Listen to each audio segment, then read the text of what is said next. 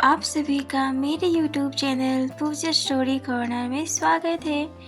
पिछले एपिसोड में आपने देखा कि आहाना रुत से प्यार करने लगी होती है और रुत की याद सताने लगती है। के पास चली जाती है। कुणाल मेहरा आहाना से शादी के बाद जंजीरों में बात कर रखने की बात करता है। उसकी सौतेली माँ से कॉल पर आहाना रुत को अपने आप को सौंप देती है। कहानी में आगे बढ़ने से पहले एक ज़रूरी सूचना, अगर आपको मेरी नॉवेल अच्छी लग रही हो, पसंद आ रही हो, अगर आप पहली बार मेरे वीडियो पर आए हैं तो मेरे इस चैनल पूजा स्टोरी कॉर्नर को ज़रूर सब्सक्राइब करें, मुझे सपोर्ट करें, लाइक कमेंट शेयर भी करें।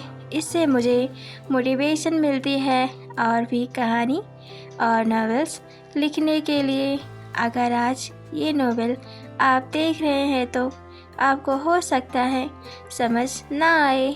नॉवेल को अच्छी तरह से समझने के लिए, इस नॉवेल को अच्छी तरह से जानने के लिए आपको मेरे इस नॉवेल्स के पिछले सभी पार्ट को ज़रूर देखने की आवश्यकता है, ताकि नॉवेल्स अच्छी तरह समझ सके। सो बढ़ते हैं बिना देरी के अपनी novels when I first meet.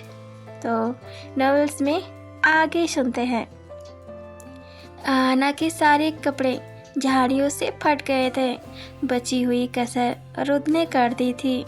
Aahana के साथ क्लोज आकर आहाना रुत के कपड़े पहनकर चली जाती है। आहाना सोचती है कि ये मैंने क्या कर दिया, मैं इतना बेकाबू कैसे हो सकती हूँ।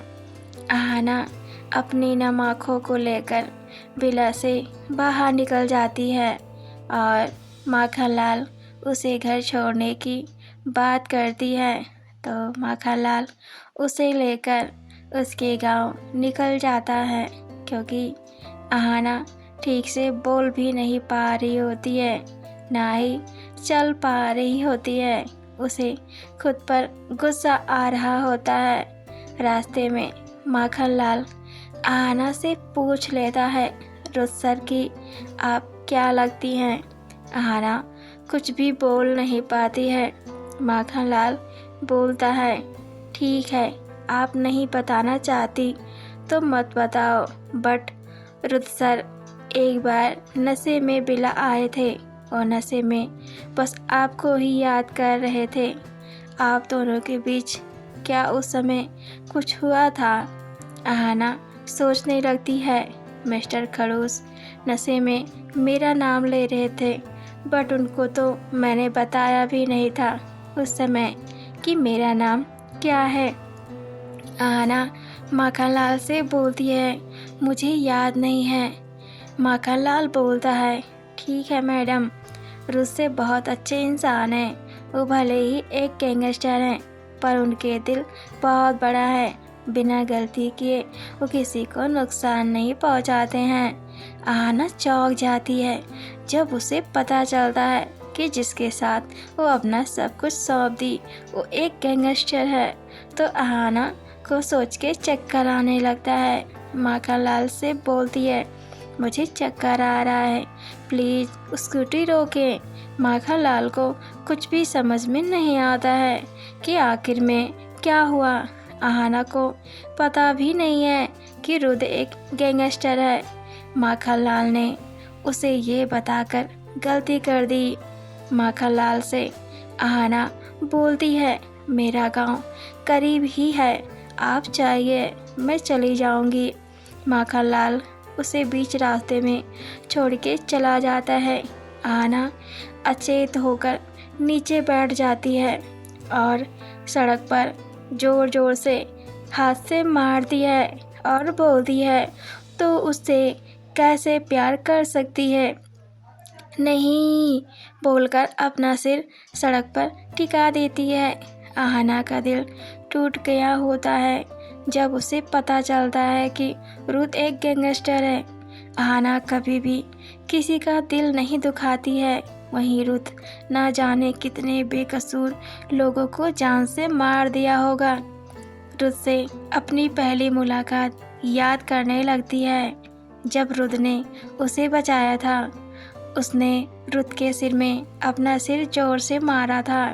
उसकी हंसी और रुथ की क्यूट सी स्माइल, उसका पंछियों को पिंजरे से रिहा करना, रुथ का डांटना, उसके सिर पर पंछी का बैठना, रुथ का फिर से स्माइल करना, जितना सोचती उतनी ही जोर जोर से रोती, सड़क पर अपने हाथ मारती, रुथ के गले में हाथ डालना, उसके करीब जाना, रुथ का बाथरूम में फिसलना, आहाना का टॉवल गलती से रुथ से खिंच जाना, आहाना की वो शर्म से चीख, रुथ से डाइनिंग टेबल पर लड़ाई करना, उसको भला बुरा कहना, रुथ का आहाना के बाबा की डेथ पर आना, उसकी सौतेली माँ को धमकी देना, उनको पैसे देना ताकि आहाना अपने बाबा को अंतिम विदाई दे सके, आहाना का हॉस्पिटल से दौड़ते हुए आना, आगे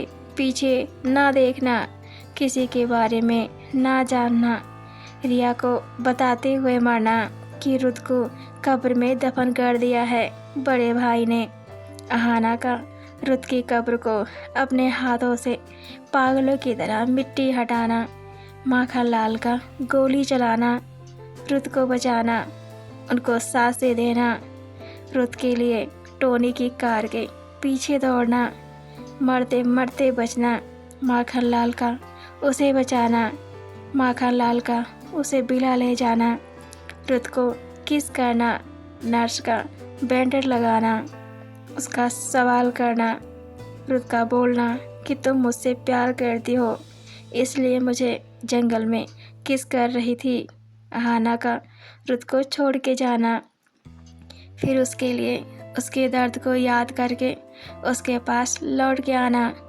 उसके साथ इंटीमेट होना, उसकी आंखों के आगे सारे सीन चलने लगते हैं। तभी उसके पास एक कार आकर रुकती है।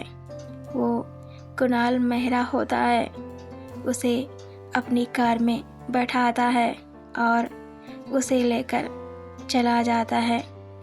आहाना कोई हलचल भी नहीं करती है, जैसे उसका सब कुछ लुट गया हो। कुणाल मेहरा उसके शरीर से आती खुशबू से जान जाता है कि आहाना अब पहले जैसी नहीं रही, उसने सब कुछ लुटा दिया। कुणाल गुस्से में होता है, बट आहाना को कुछ भी नहीं करता है। उसे लेकर उसके घर छोड़ देता है बिना किसी सवाल जवाब के। उधर रुथ को जब आहाना का लेटर मिलता है तो उसके होश उड़ जाते हैं। उस लेटर को देखकर आपको मेरी नॉवेल कैसी लगी मुझे कमेंट में ज़रूर बताएं।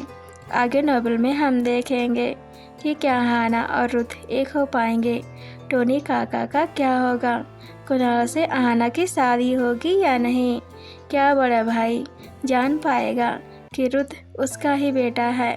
तो देखते हैं नेक्स्ट एपिसोड में। तो बने रहें पूजा's स्टोरी कॉर्नर में।